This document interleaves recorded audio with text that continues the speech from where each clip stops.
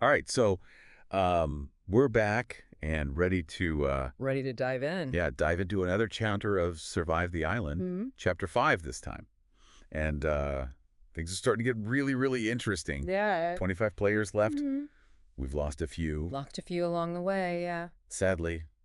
But Attrition. Attrition. yeah, it's definitely a survival situation, not just in the physical sense, but like you were saying before, we're starting to see the psychological toll That's right. that the island is taking on these players. Yeah, the island's no longer content with just the physical challenges. It's Right. starting to get in their heads. It's playing on their fears, their doubts, their insecurities. Yeah, and we see that play out in a lot of different ways in this chapter. Yeah, And it's fascinating to see how each character is kind of reacting in their own unique way. it is. And some of them are reacting in very similar ways, Yeah. but for different reasons. Right, exactly. So I think what's interesting about this chapter is it's like the island's revealing its true nature a little bit more. Like the mask is slipping a little bit. Yeah, it's not just this beautiful paradise anymore. Right. We're seeing the darkness underneath. Yeah, that veneer of beauty is starting to crack, and we're seeing the ugliness beneath. So, to kind of make sense of all this, we're going to break down chapter 5 part by part, Feels good. look at each of those 10 parts, Yeah.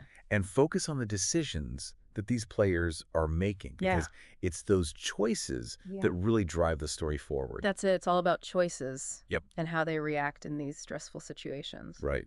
Okay, so let's start with part 1, the beast's shadow. We're back with Jim and Travis. Now remember, they decided to fight that terrifying beast in the previous Uh-huh. chapter. Mhm. And, they're dealing with the consequences of that decision. Yeah, and they're not in great shape. No, not at all. Travis is badly injured. No. Just physically.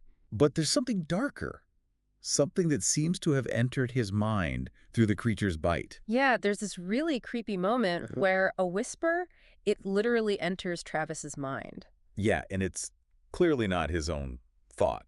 It's like Nope, it's something else. something else is talking to him, Yeah. and that just adds this whole other layer of creepiness to the encounter. It's like it's insinuating this connection between the beast Right. and the island, Right. as if the creature is some kind of conduit Right. for this darker force that's at play. Yeah, like it's a puppet, Mm-hmm. and the island is the puppeteer.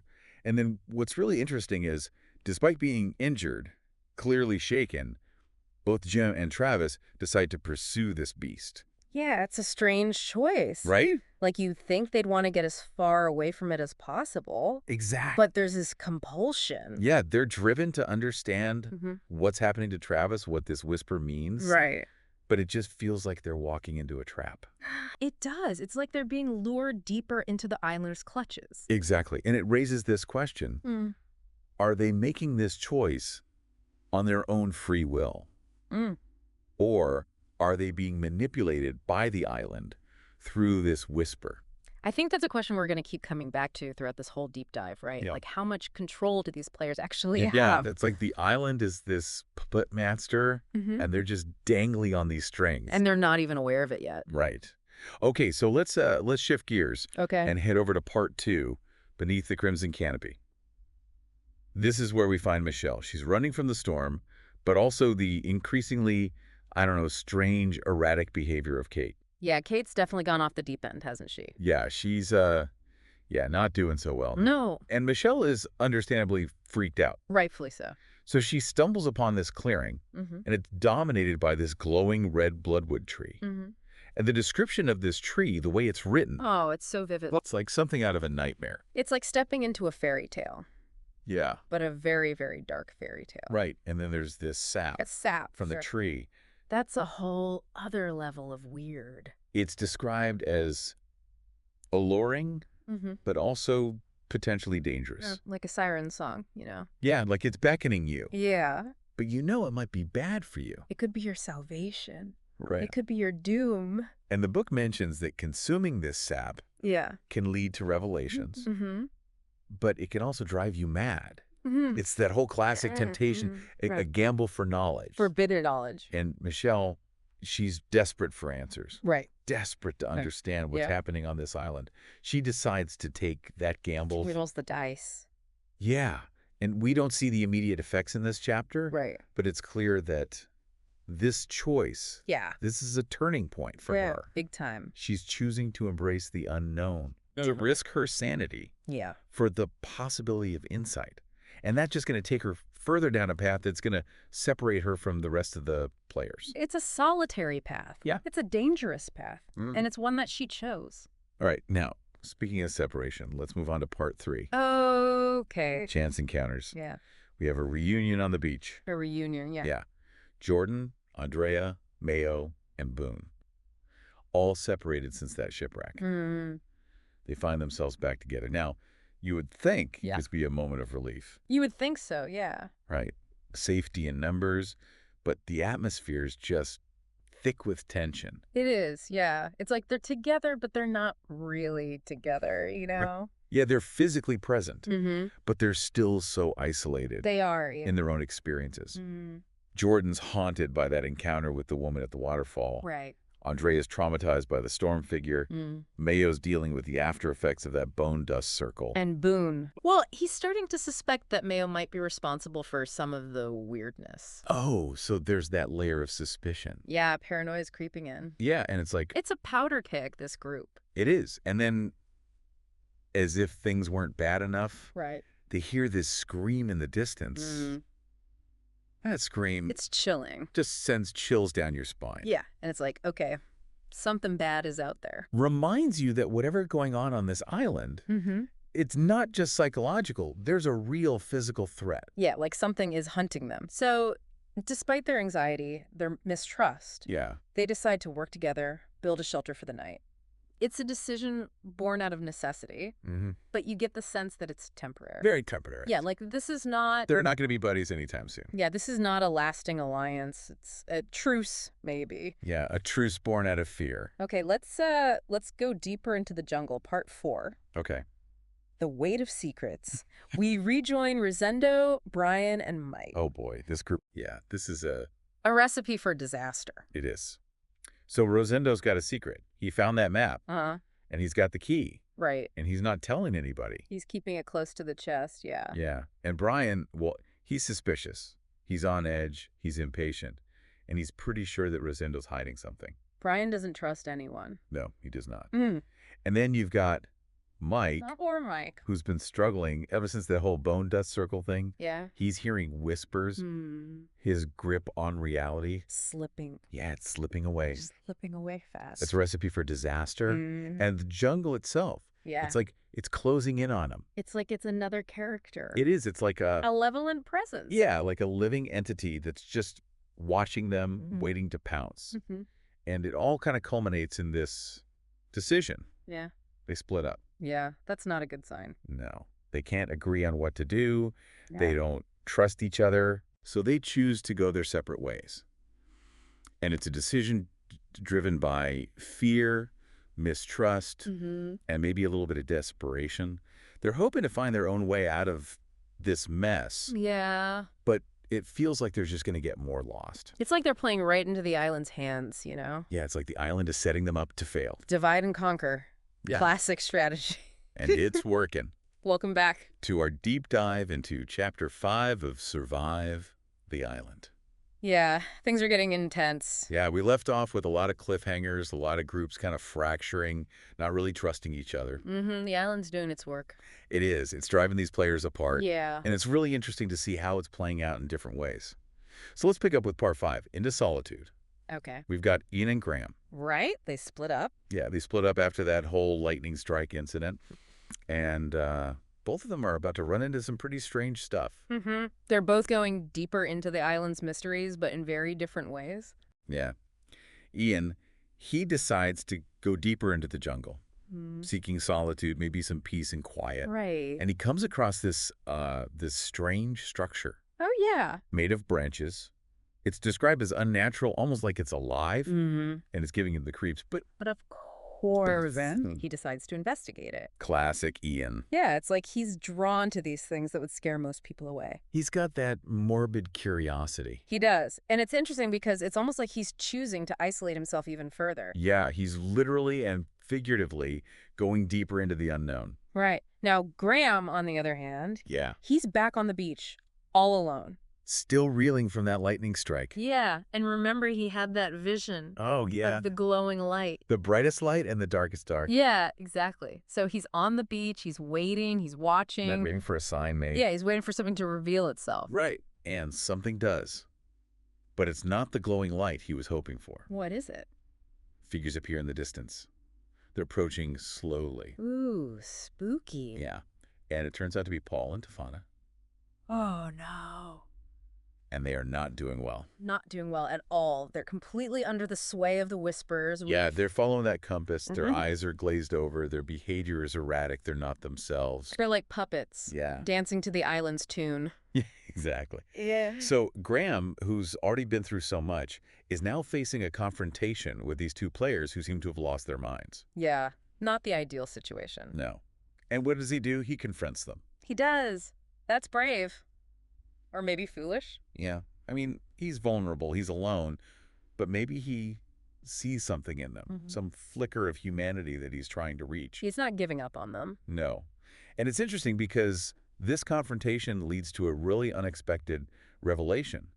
Paul and Tefana, they both admit to Graham that they're hearing voices. Wow. So they're aware of it, at least on some level. Yeah. And they're desperate for a connection, for someone to understand what they're going through.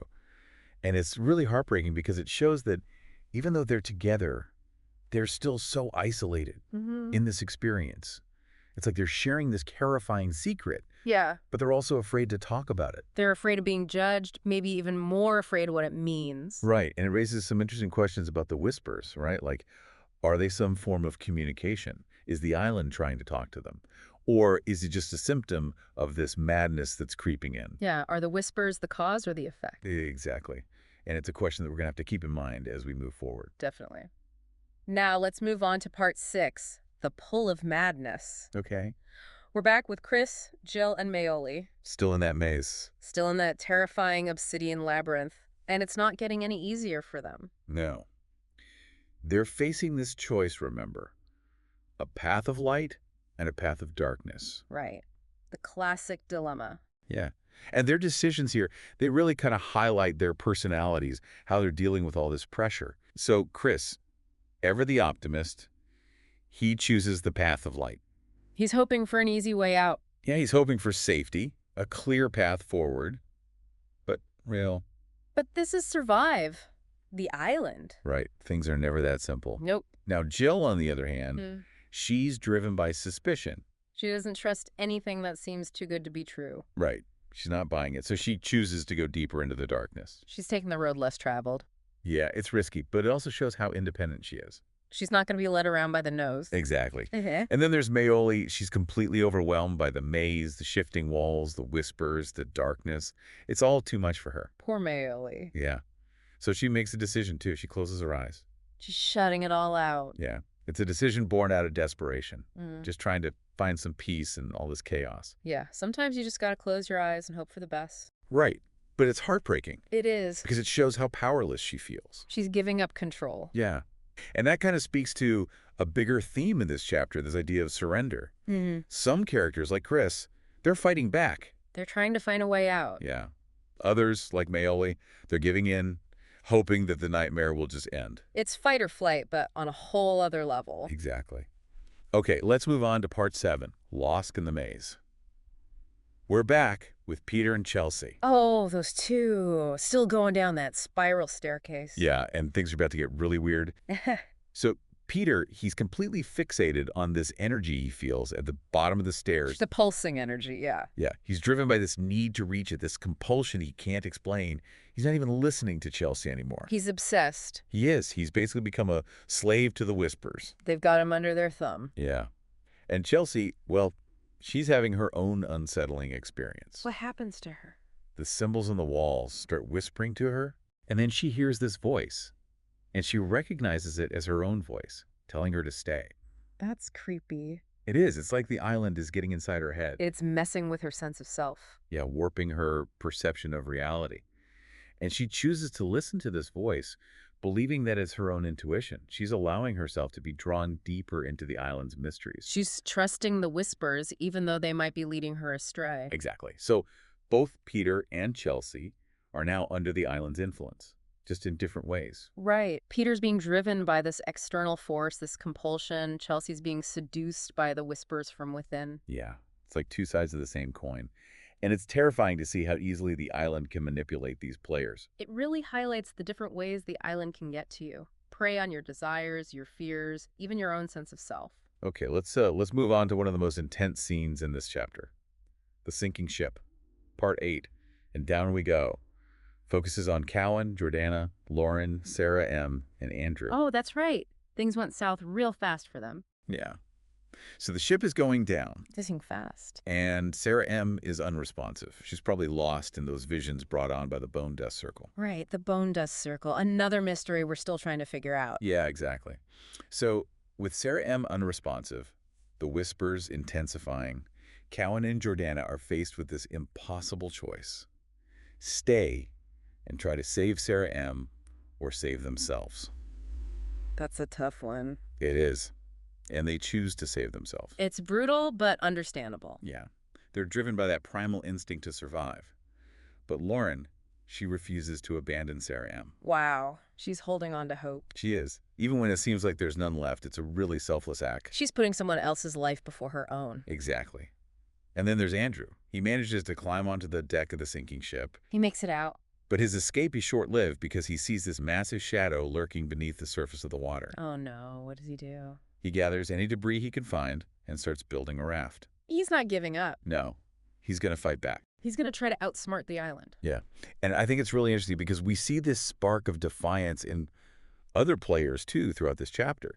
Even though the island is manipulating them, pushing them to their limits, there are moments where they choose to resist, to fight back against its influence. They're not giving in without a fight. Exactly. Yeah. And it's that struggle that makes this chapter so compelling. It's Yeah. not just about physical survival anymore. All right. It's about this battle for their minds, their souls. It's a battle for their humanity. Exactly.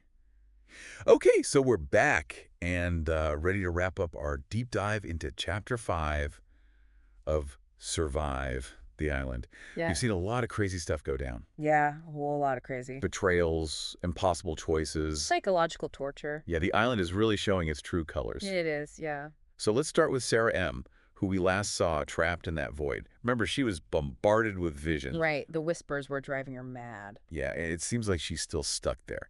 The chapter ends with her still in that void, paralyzed by indecision. It's like she's frozen, Yeah. caught between a rock and a hard place. And it's a reminder that sometimes there's no easy way out.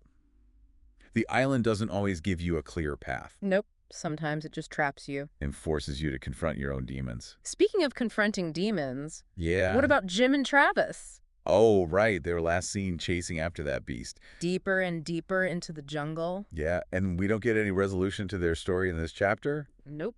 but the way it's written, it doesn't sound good. No, it doesn't. Remember that whisper in Travis's mind? Yeah, that creepy whisper. It's like it's leading them somewhere Yeah, deeper into the heart of darkness. and it makes you wonder, were they really in control of that decision? Or were they being manipulated all along? That's the question, isn't it? It is, yeah. Okay, now Michelle, she took a big gamble by drinking that sap from the bloodwood tree. Oh yeah, the sap. We still don't know what it does exactly. Right, but we do see hints that it's starting to affect her. She's becoming more isolated, more withdrawn. Yeah, and maybe her perception of reality is starting to shift. The line between sanity and madness is getting blurrier. Exactly. Okay, back on the beach, we have Jordan, Andrea, Mayo, and Boone. They're trying to make this uneasy alliance work.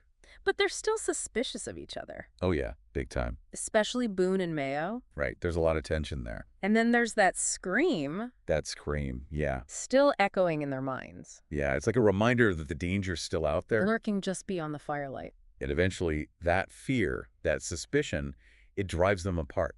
They decide to go their separate ways. The island wins again. It does, yeah. That's- It's like it's playing them all like pawns in a game. Divide and conquer, that's its strategy. Okay, what about Rosendo, Brian, and Mike? Oh, that group is a train wreck waiting to happen. It was, and it did. Their paranoia, the whispers, it all just became too much. They couldn't trust each other? Nope. And in the end, they split up too. Each man for himself. Yeah, and it's not clear if any of them are better off alone. Probably not. No, probably not. Now, Ian, he entered that creepy structure in the jungle, remember? The one that seemed almost alive. Yeah, that one. And the chapter doesn't give us a lot of details about what he finds inside, but it's clear that it's not a good place. No, it's like a physical manifestation of the island's darkness. Right, like it's the source of all the evil on the island. And Ian willingly walked right into it. Okay, now, Graham. He was facing off against Paul and Tifana. Right, they were completely under the influence of the whispers. And it's a really intense moment because Paul and Tifana, they both break down. They admit they're hearing voices. Yeah, and it's like they're finally acknowledging what's happening to them. But it's also terrifying because it shows just how deep the island's influence goes. Right, it's like they've lost themselves. Completely. Okay, what about Chris and Jill in the maze? They're still navigating those paths. Chris following the light, Jill embracing the darkness. Two very different approaches. Yeah. But the chapter ends without revealing whether either of them finds what they're looking for. So we're left wondering, which path is the right one? Or are they both doomed? Right. And Mayoli, who was overwhelmed in the maze, she's still trapped there. Still trying to shut out the world. Yeah, and it's heartbreaking because it shows how vulnerable she is. She's given up fighting back. Yeah, and it's not clear if that's going to save her. Okay, last but not least, what about that sinking ship? Right. Cowan and Jordana chose to save themselves. Lauren refused to abandon Sarah and Em. And Andrew was building a raft to escape that shadow in the water? Yeah, and the chapter ends with all of their fates hanging in the balance. We don't know if any of them make it out alive. It's a perfect cliffhanger. It is. Yeah. So chapter 5 ends with a lot of unanswered questions, a lot of characters in peril, and the island's influence growing stronger than ever. It's a chapter that really gets under your skin. It does, yeah. It makes you question everything, even your own sanity. And that's what makes Survive the Island so compelling. It's a story that forces you to confront the darkness, not just in the world, but within yourself. And on that note, we're going to wrap up this deep dive. Thanks for joining us. Yeah, thanks for listening. And be sure to tune in next time as we continue our journey through Survive the Island.